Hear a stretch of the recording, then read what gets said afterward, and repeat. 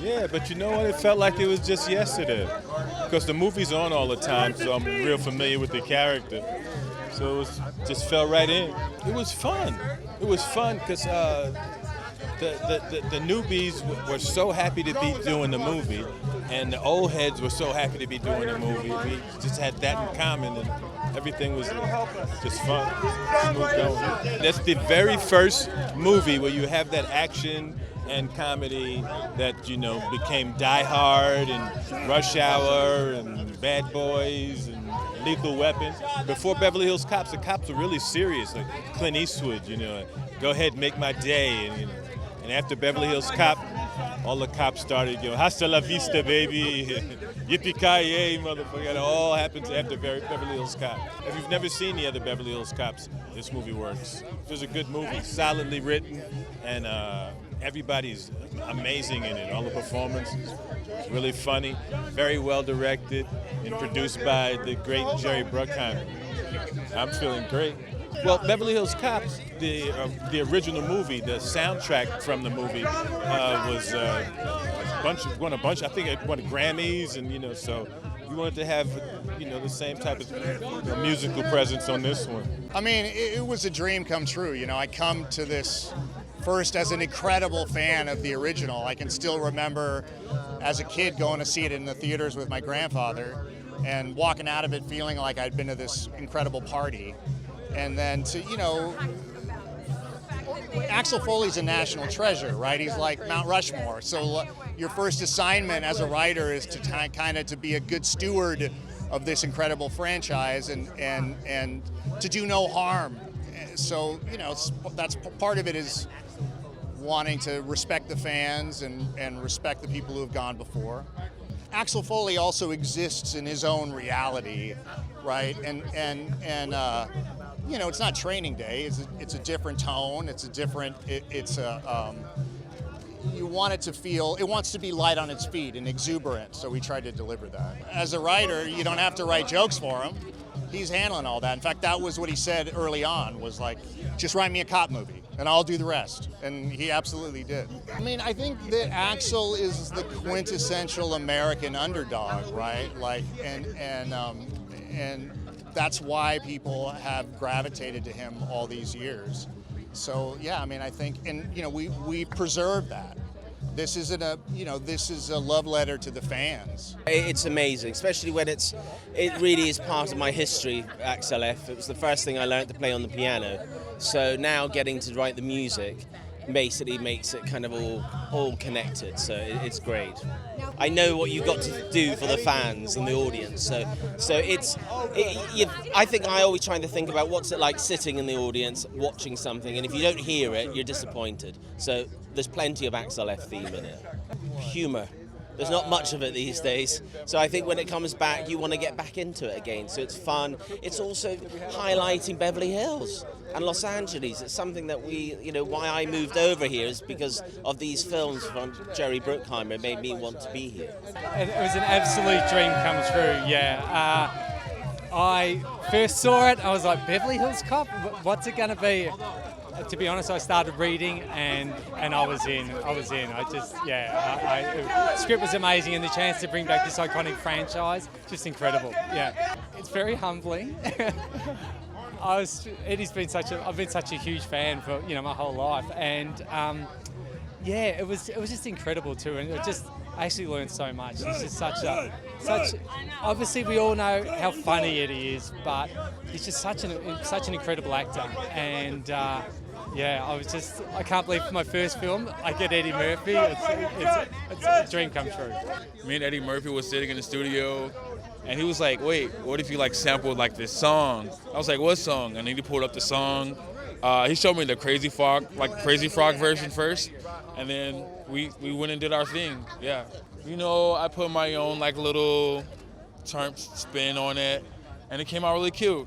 But thank you so much. The films continue to play because it feels more like a continuation than something we buried and dredged up, you know. So it feels natural. I have so much respect it was just a quality cast. We all respected each other. I think Joseph is a terrific, he's like Jack Lemmon to me. You can put him in anything, you know, he's always great. And Kevin and I we're really contemporaries, you know.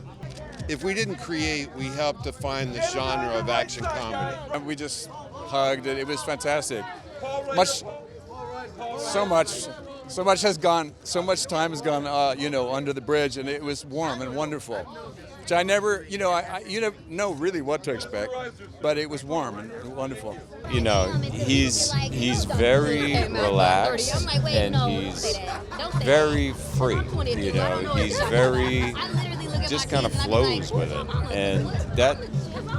and of course he's hilarious, but he's not one of those guys that's constantly like trying to break you up. You know what I mean? It's like we got in there and, you know, played our scenes. You know, it was great. It feels surreal. I'm actually really excited to be here. I'm excited to see the people. It's been a long-awaited franchise, and I'm excited to see what people think.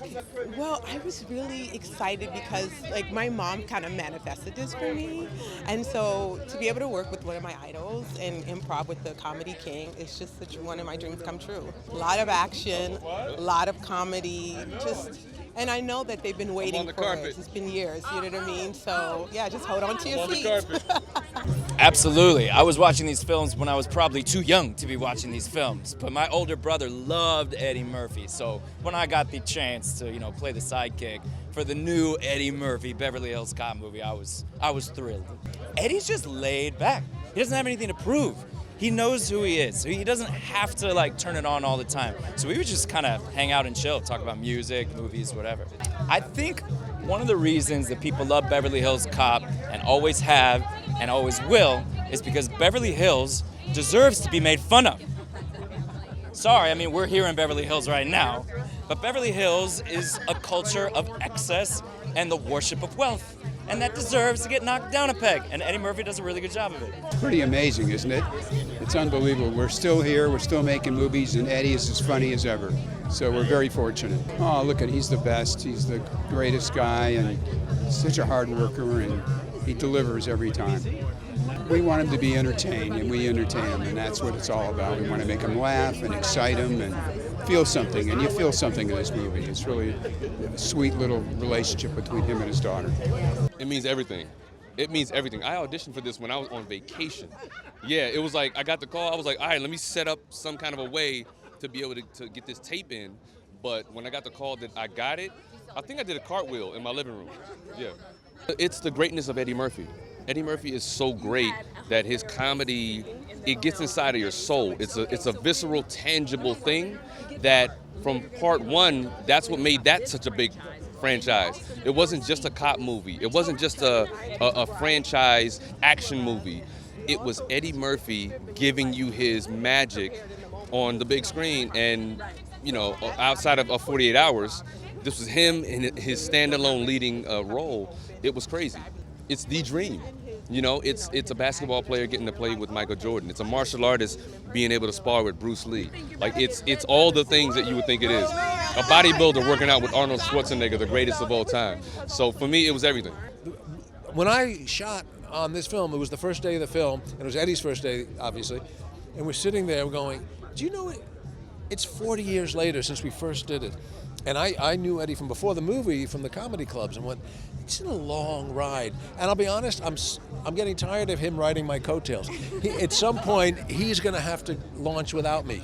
And I hope it happens soon. It was great fun, and it was so easy, and like there's no prep, there's no just go. And he's so singularly talented and easy, and you know, he's one of those guys, if you just stand in the scene with him, let him do all the action and talking, and you'll look good because he's a genius. We made such good friends during the first and second one that it was like a homecoming, like a family reunion when we got back together. So it was very easy. It was good. We got good actors for the good guest cast, and the script was great, and Mark was a terrific director, and of course Jerry can do no wrong. So, you know, Jerry Bruckheimer knows what he's doing. So yeah, so it all just gelled together. It was great.